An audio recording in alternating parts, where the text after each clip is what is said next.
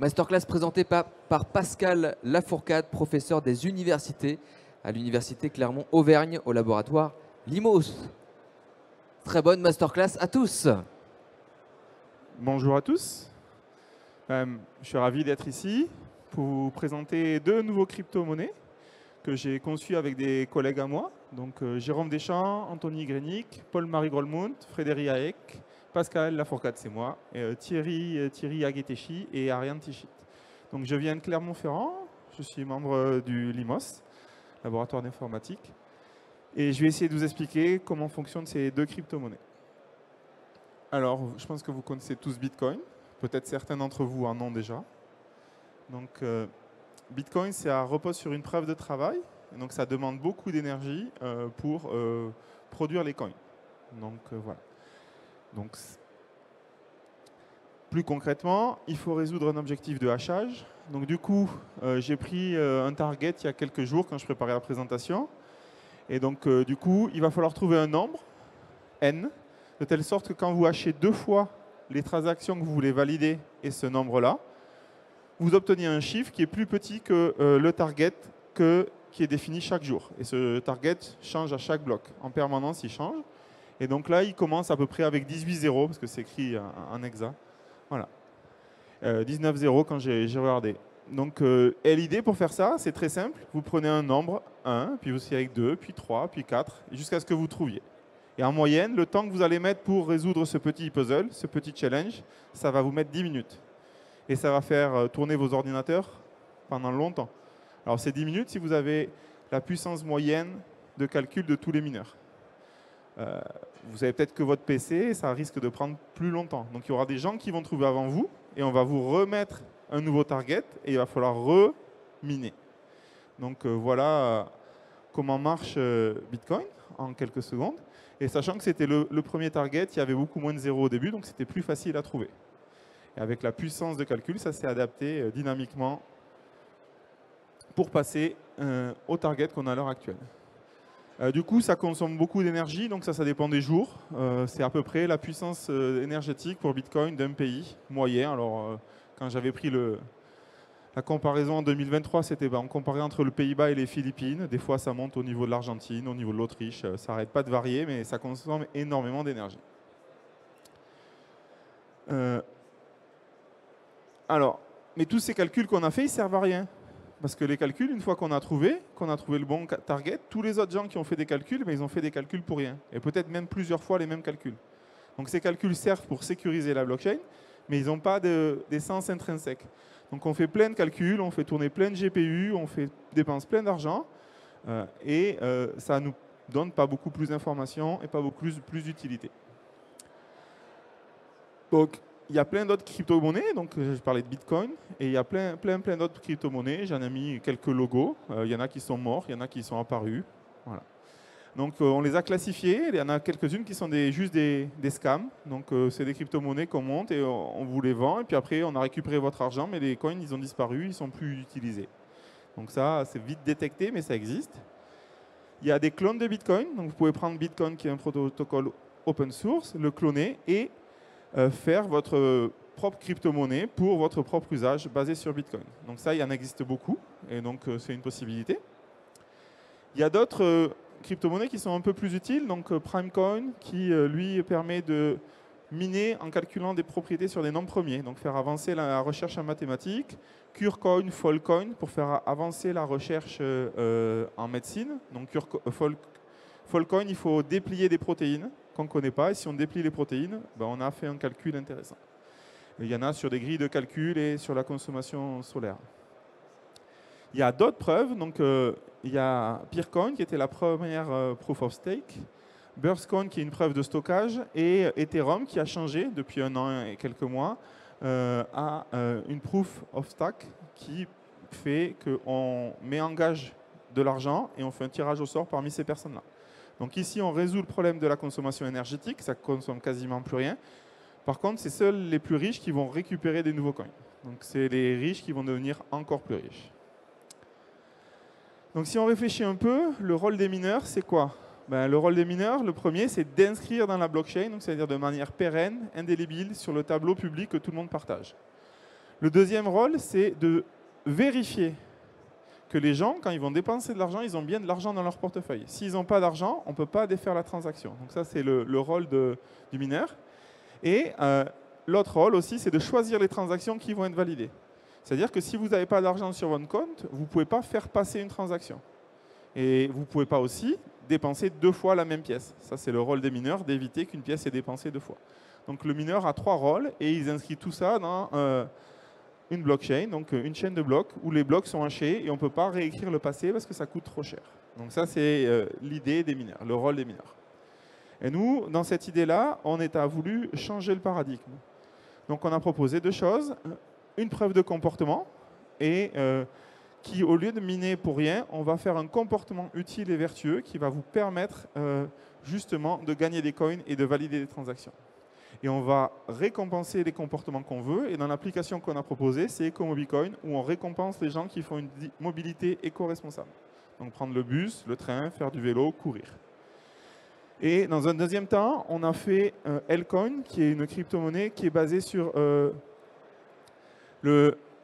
le fait qu'on ait des monnaies locales en France. Et on va vouloir voir comment on peut mettre la technologie blockchain et Bitcoin au service des crypto-monnaies, des monnaies locales pour les passer à la crypto. Donc on va voir comment on peut faire ça. Donc voici les 2 parties de ma présentation.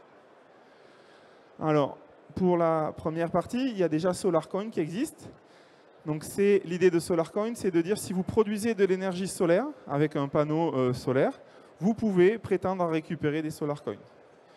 Alors c'est bien, sauf que le problème derrière, c'est que ça utilise une blockchain basée sur la preuve de travail. Donc effectivement, on consigne bien des productions énergétiques, mais on les consigne dans une blockchain qui consomme avec l'énergie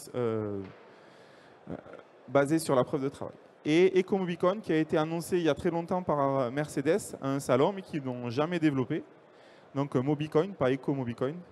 Et l'idée, c'était de rémunérer les personnes qui avaient une conduite souple, parce qu'ils ont les traces GPS dans toutes les voitures qu'ils produisent. Donc ils sont capables de dire si vous surconsommez, si vous accélérez trop vite, si vous freinez trop fort, etc. etc. Donc c'était leur projet, et c'était un projet qu'ils ont annoncé à un salon d'automobile à Barcelone, mais qu'ils n'ont jamais développé. Donc on va passer à la preuve de comportement. Après, on fera l'instanciation avec EcoMobiCoin et on parlera des monnaies locales avec Lcoin. Alors, preuve de comportement. Alors, l'idée de preuve de comportement, c'est qu'il va falloir faire un comportement, il va falloir faire quelque chose, plutôt que de faire un calcul, un travail, comme dans Bitcoin.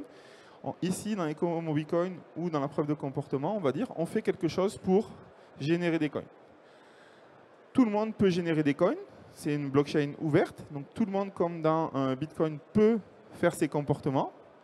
Et comme on fait des comportements plutôt des calculs inutiles, ces comportements, si on choisit les bons comportements, on va dépenser d'énergie pour faire quelque chose d'intéressant. Et donc c'est vraiment l'idée qu'on a eue.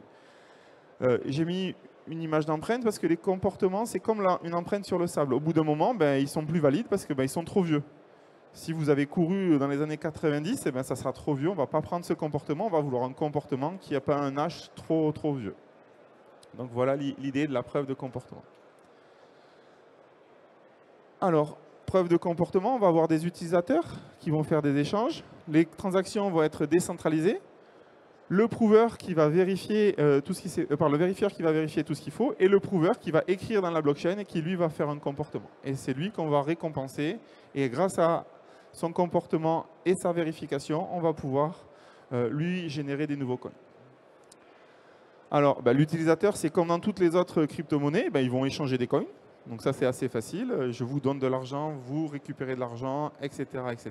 Donc ça, c'est traditionnellement. On va avoir un wallet et on va s'échanger des coins comme on veut. Donc ça ne change rien pour les utilisateurs. La question, c'est comment on va créer les coins et comment on va valider les transactions dans la blockchain. Alors pour ça, on va avoir les prouveurs qui, eux, vont récupérer des coins parce qu'ils vont faire des comportements. Donc ici, par exemple, faire du vélo, prendre des transports en commun. Donc on va faire ces actions qui sont éco-responsables. Ça va remplacer le fait de calculer le challenge de minage. Voilà. Et une fois qu'on a fait ces transactions, on va valider les transactions d'avant. Donc on va avoir fait une preuve de comportement pour valider les transactions. Et bien entendu, il va y avoir des gens qui vont vérifier. Ils vont vérifier quoi? Que les transactions et les déplacements sont valides. Donc on va vérifier les preuves de comportement et les transactions.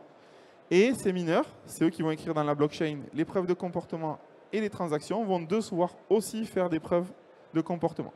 Donc ils seront rémunérés 2 fois, une fois parce qu'ils ont fait une preuve de comportement et une fois parce qu'ils ont vérifié et écrit les transactions et les comportements dans la blockchain. Donc on a appliqué tout ça et on a créé une nouvelle crypto-monnaie, EcomoBitcoin. Et pour ça, on est parti du constat que chaque déplacement produisait pas le même impact sur l'environnement. Et donc on a vu quels impacts étaient les plus forts en termes d'impact empreinte écologique. Et donc, on a favorisé les transports en commun, bus, marche à pied, vélo, que je n'ai pas mis, mais qui sont à 0 émission de CO2. Marche à pied, ça ne consomme pas de CO2, et ça n'émet pas de CO2, et le vélo non plus. Voilà. Donc, partant de là, EcomoBitcoin, c'est une idée de faire des comportements vertueux et de récompenser ces comportements vertueux pour les favoriser. Donc, plus vous allez les faire, plus vous allez récupérer des EcomoBitcoin. Donc, voilà l'idée de cette technologie. Alors, on a inclus la possibilité à ce que EcomoBitcoin soit une monnaie qui puisse fondre temporellement. Donc ça, c'est une option qu'on pourrait rajouter par la suite. On y a pensé. Donc ça veut dire que vos EcomoBitcoin, si vous les avez, vous pouvez les dépenser peut-être que dans 1 an, dans 2 ans, et à chaque fois, ils vont pouvoir fondre temporellement. Donc ça, c'est une possibilité qu'on a. La deuxième chose, c'est que les preuves de comportement que vous avez faites sont éphémères. Elles vont durer 6 mois, 1 an, c'est paramétrable, mais là, pour le moment, on n'a mis que 1 mois. Donc, au bout d'1 mois, si vous avez couru, fait du vélo, ben, vous ne pouvez plus revendiquer d'avoir des coins avec ces comportements. Il faudra que ces comportements soient passés avant qu'ils soient périmés. Et enfin, on va vous récompenser en fonction de la distance que vous avez fait en vélo, à pied, et vous allez pouvoir avoir de plus en plus de coins qui vous sont attribués. Voilà. En fonction de la distance. Hop là. Voilà. Alors maintenant, comment on va faire pour faire la sécurité de tout ça? Eh bien, une fois que vous avez vérifié les transactions, une fois que vous avez vérifié les comportements des gens et que vous voulez miner un bloc, vous allez devoir utiliser une preuve de comportement. Et cette preuve de comportement, elle va vous permettre de jouer à une loterie. Et si vous gagnez à la loterie, vous êtes le mineur qui va avoir le droit de mettre ses comportements et ses transactions dans la blockchain. Et vous allez être récompensé. Et à chaque fois, pour pouvoir jouer à la loterie, il faut avoir une preuve de comportement. Donc si vous voulez 30 tickets de loterie, il vous faut faire 30 comportements. Donc voilà. Alors que dans Bitcoin, il faut faire plein de calculs. Ici, dans Bitcoin, c'est comme si vous aviez plein d'imprimantes qui tournent en parallèle pour générer des tickets de loto. Ici, vous devez faire plein de comportements pour avoir le maximum de tickets de loto. Avec un seul ticket de loto, vous pouvez participer à la loterie. Alors comment marche la loterie ? On s'est basé sur des travaux de recherche, sur des Verifiable Delay Function, VDF. Alors l'idée était introduite en 1996 par Rivers, Shamir et Wagner, où l'idée c'était de résoudre un puzzle temporel.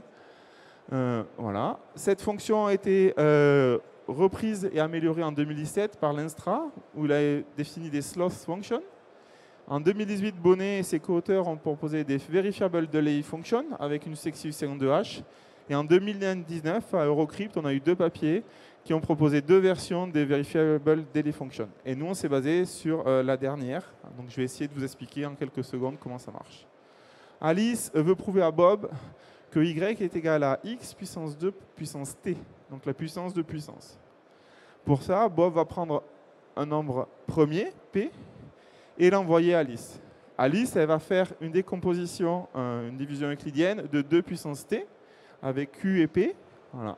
Elle va diviser par le nombre P qu'on lui a donné. Et elle va envoyer la preuve qu'elle a bien fait le travail, qui est X puissance Q. Et Bob va pouvoir vérifier qu'elle a bien fait le calcul en faisant 2 puissance T, qui va exactement correspondre au Y. Et comme ça, elle a bien prouvé qu'elle a le bon calcul. Le truc ici, c'est que ça marche très bien, sauf que faire ces calculs, c'est très lent. Et donc pour le faire, on n'a pas le choix, il faut prendre un processeur et le faire tourner à fond. Et on ne peut pas le paralléliser. Les puissances exponentielles d'exponentielles, ce n'est pas parallélisable du tout. Donc du coup, ça dit que ça va mettre un temps certain. Donc l'idée, c'est que vous allez faire tourner un de vos cœurs pendant une certaine période. On peut choisir 2 minutes, 3 minutes, 30 secondes, 1 minute. Ça, c'est un paramètre qu'on va mettre dans la crypto-monnaie pour dire « je fais tourner qu'un cœur ». Donc les gens qui veulent miner, ils vont avoir une preuve de comportement et faire tourner un cœur pendant un petit laps de temps pour pouvoir calculer ces efficient verifiable delay functions.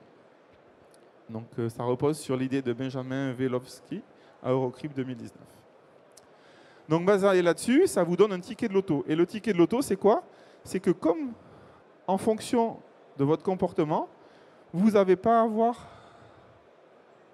la même puissance à calculer. Parce que le T ici, ça va être un haché de votre preuve de comportement. Donc vous allez avoir un nombre aléatoire qui va être votre numéro de ticket et qui va vous faire calculer plus ou moins longtemps. Et le premier qui a fini de calculer ça, c'est celui qui va gagner la loterie. Et donc c'est grâce à cette astuce qu'on a pu faire une loterie équitable pour tout le monde. Et c'est à chaque fois des gens différents qui vont gagner en fonction de leur preuve de comportement. Donc comment ça marche? Plus concrètement, on fait des comportements, on les met dans une pool de comportements. Les mineurs, eux aussi, ont fait des comportements. Ils récupèrent les transactions et les comportements qu'ils veulent valider. Ils les mettent dans un bloc. Ils jouent à la loterie. S'ils gagnent, c'est les transactions et les preuves de comportement qu'ils ont choisies qui sont inscrites dans la blockchain. Et on recommence. Et donc le mineur, une fois qu'il a fait ça, il a fait son transport éco-responsable. S'il veut reminer, il faut qu'il en fasse un autre. Donc il est obligé de se redéplacer pour pouvoir reminer. Voilà.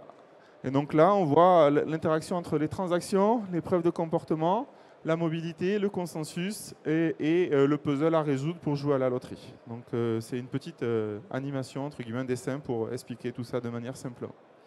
Donc on a fait un site web où pour le moment on a écrit 2 papiers sur le sujet qu'on a mis à disposition.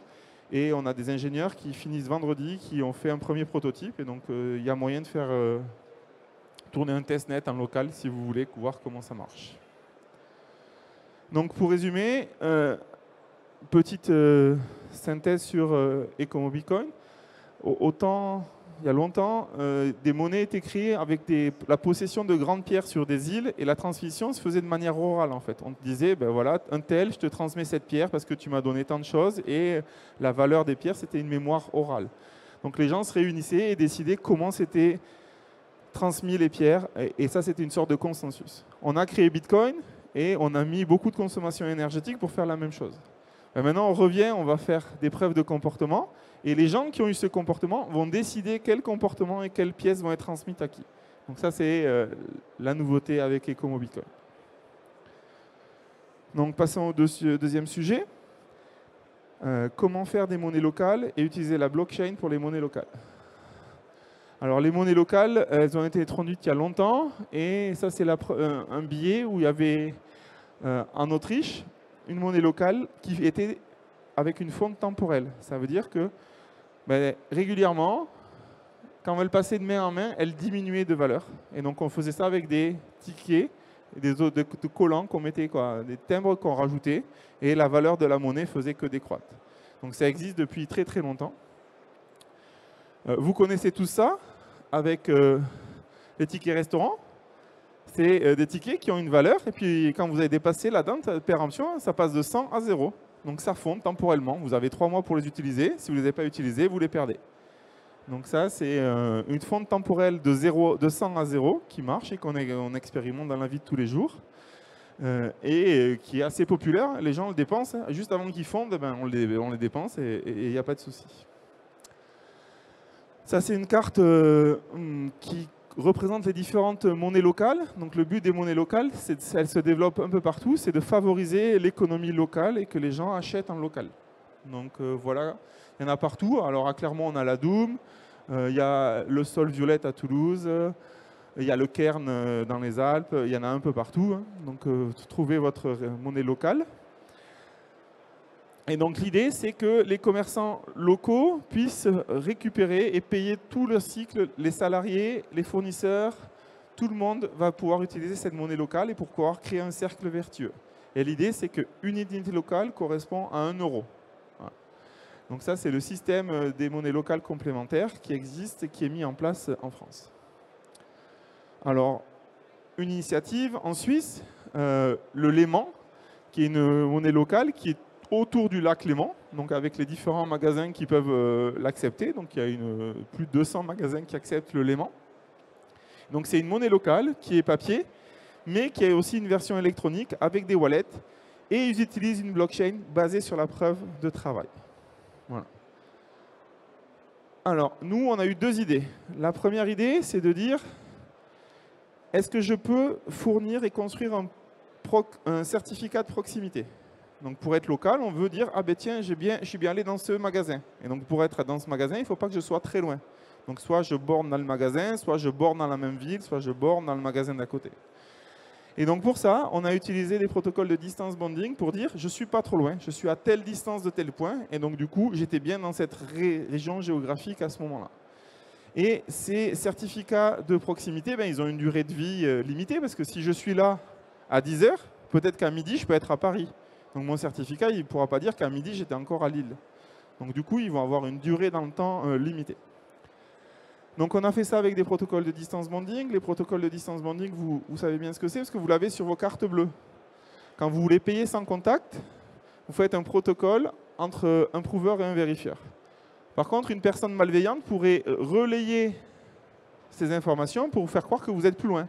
Je ne suis pas à côté du distributeur de billets, mais je suis à 2 km. Et donc, je suis dans le tram, je récupère les coordonnées les informations sur votre carte, je les transmets au distributeur, le distributeur communique avec mon intrus, et moi, je vous retransmets l'information et je vous retire de l'argent. Et donc, l'idée de Brand & Chom en 91, c'est de dire, on va mesurer le temps. Et le temps entre le prouveur et le vérifieur doit être très rapide. Et ce temps, s'il est rapide, on sait qu'il n'y a pas eu de relais par une personne malveillante. Donc c'est ça l'idée du protocole de distance bounding. Et en utilisant cette technique-là, vous pouvez avoir une borne sur la distance entre le prouveur et le vérifieur. Et c'est ça qu'on va mettre au service des monnaies locales. Deuxième idée, tout à l'heure j'ai parlé de fonte temporelle. Cette fois-ci, on va vouloir faire une fonte géographique. Parce qu'à Clermont, la Doom, c'est que dans le 63. Mais si vous habitez à la frontière du 63, pourquoi vous n'iriez pas au magasin qui est à 500 mètres plutôt que d'aller à l'autre bout du département? Et donc, on a décidé de faire une monnaie qui fond géographiquement en fonction de cercles de concentricité.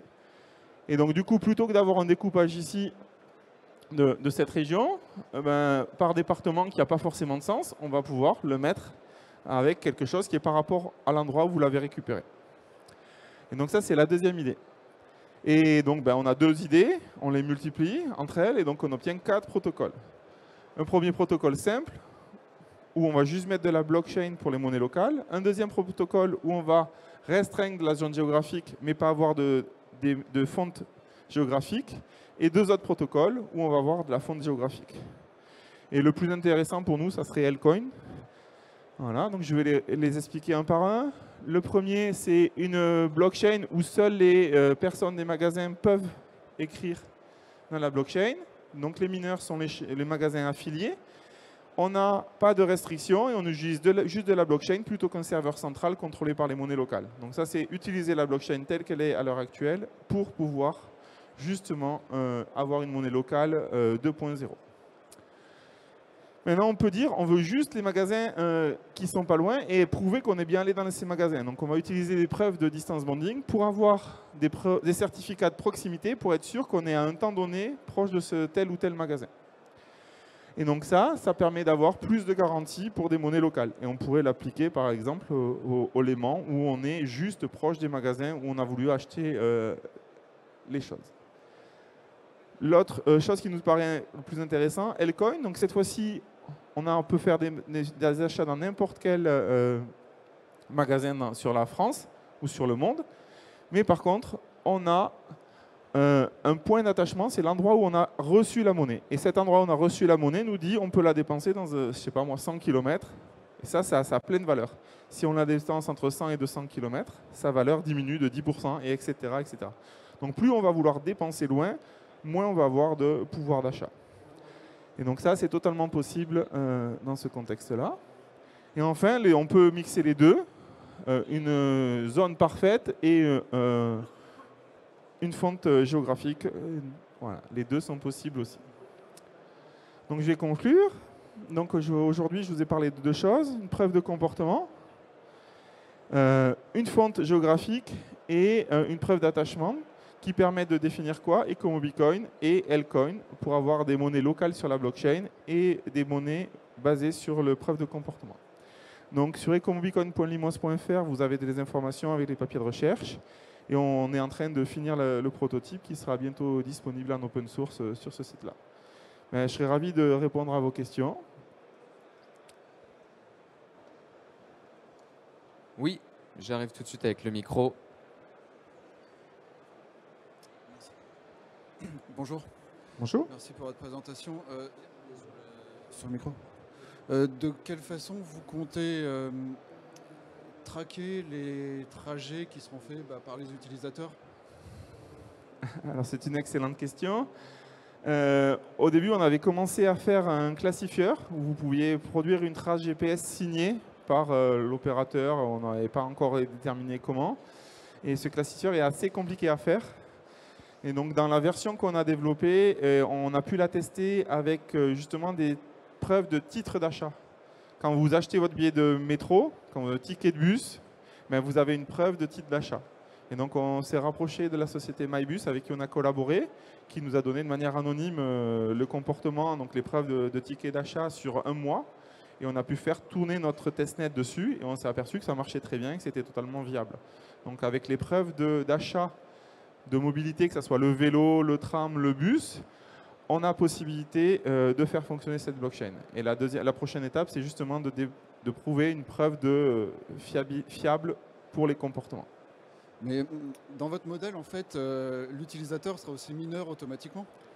Alors, l'utilisateur n'est pas forcément un mineur automatiquement. Il faut qu'il mette à disposition un tout petit peu de puissance de calcul pour faire tourner la VDF. Donc, vous pouvez juste faire des comportements, récupérer des coins, mais si vous êtes mineur, vous allez en récupérer plus. Ah, d'accord. Donc il y aura du staking? Potentiellement. Et quelle blockchain vous avez cloné?